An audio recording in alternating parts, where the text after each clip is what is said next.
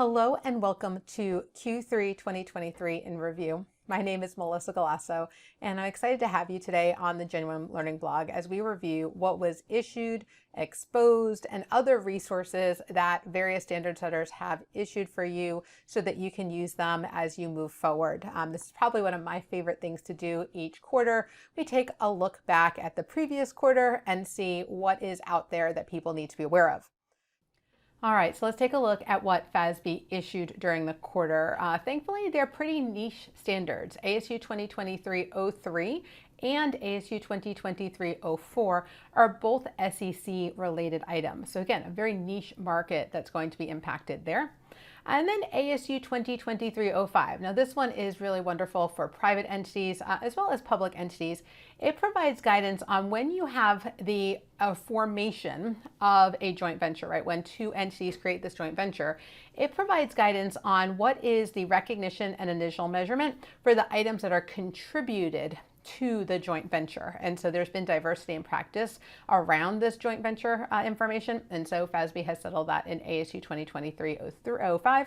And on top of that, they do provide a private company expansion of the around identifiable intangibles. So that PCC alternative is expanded to these joint ventures that are private entities. So again, nice niche standard there, but impacting both public and private.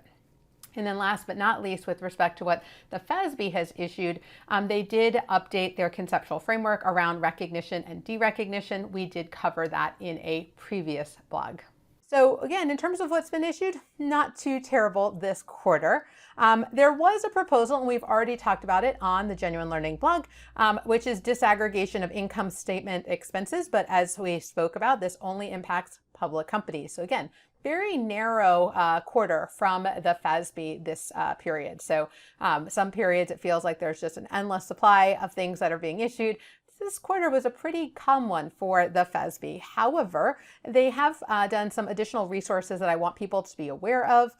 They did issue their 2023 Investor Outreach Report. So if you are interested in that type of reporting, we did do a previous blog on that one as well. And then just as an FYI heads up, if you are interested, the FASB is going to be holding two roundtables to get public opinion. The first one will be held in Norwalk, Connecticut on November 10th. And this is their post-implementation review with respect to topic 606. Revenue from contracts with customers. So if you have feedback for the FASB, this is something you should definitely look into. They're also holding a second public roundtable on December 13th. And this is with respect to disaggregation of income statement expenses. Again, this is predominantly for public companies, but if you are interested, that's something that you can take a look at. So FASB, again, getting out quite a few resources as well this quarter or announcing upcoming roundtables. On the GASB side of the house, the GASB did issue their implementation guide for the year. This is a set of FAQs, questions and answers that can be very helpful in implementation of various standards. So definitely something to take a close look at. In particular, I'm a big fan of taking a look at the one around subscription-based IT arrangements. They also put out an exposure draft and a pretty narrow exposure draft around the disclosure and classification of certain capital assets. As we look at some of the right of use assets, in particular around leases and SPIDA, there was questions around how the disclosures applied to these more right of use assets. And so this is going to be providing more explicit guidance there. And on the FAF side of the house, they issued their 2022 annual report. Every year during the summer, they traditionally put this out there as a great way to take a look at what is going on at both the FASB and the GASB, as well as its parent organization, the FAF, the Financial Accounting Foundation. And so we did a previous blog on that one as well, if you want to learn a little bit more. In terms of the AICPA, they issued two interpretations this quarter, one around professional qualifications or competencies. That is what I like to fondly refer to as cheating on CPE. We did previously look at the exposure draft, but I will say that the final is a little bit broader.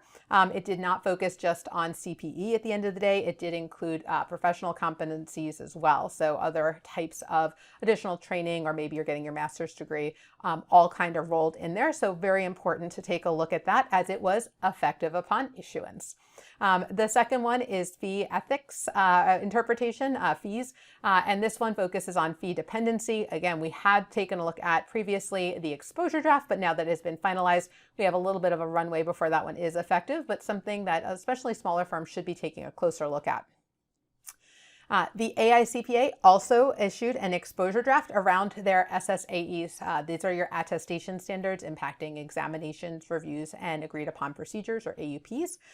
This is really just a process to get, sort of a organization compliant with the quality management standards. And so we already had SAS 146, SARS 26, and now this will be an SSAE to bring conformity from the quality management standards to the engagement level guidance. And so we were expecting that, not surprised.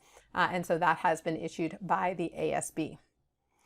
And then again, really wanting to focus on those resources. There have been a few resources that have come out of the AICPA recently that are really worth noting. The Quality Management Practice Aid, we kind of have been not so patiently waiting for that one to issue.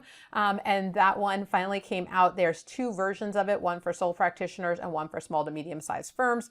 Kind of walks you through the objectives for quality management and how you implement that. So I know several of the people who serve on the committee that wrote that, and so highly recommend everyone take a look at that. And then the use of automated tools and techniques in the auditor's risk assessment. So really the use of technology, especially as we see more artificial intelligence and other types of machine learning being applied in the risk assessment, kind of giving some guidelines there on how to use technology efficiently, but also effectively. And then last but not least, they did an AR70, which is preparation of financial statements, decision tree, and flowchart. A lot of times people don't know when they're in the scope. And so that was designed to help people figure out, am I in the scope of AR70? So hopefully that'll be helpful for you guys as well. Last but definitely not least is the exposure draft, or not so much exposure draft, that came out in September, which was the OMB proposal around updating the uniform guidance. We knew this was coming, but interestingly enough, they put out a pre-publication version with a final exposure draft version to come later. So in that respect, definitely want to, it says very clearly on the pre-publication version that they can still make changes to it, but they wanted to get it out there. Comment letter won't start until, or the comment letter due date won't start until the until they issue the final version. But there is a change from $750,000 to $1 million in terms of the threshold that is proposed here. Many people wanted a much higher threshold, so I'm interested to see if maybe we get some feedback in exposure drafts on that. All right, I know that was a long one today, but there's so much that came out in the quarter that I just wanted everyone to be aware of. Obviously, the more power you have from knowledge. And so if you know it's out there, you know how to leverage these tools that we have been talking about. So I want to thank you guys so much for joining me today on the Genuine Learning blog, and I hope to see you on a future blog. Have a great day, guys. Bye-bye.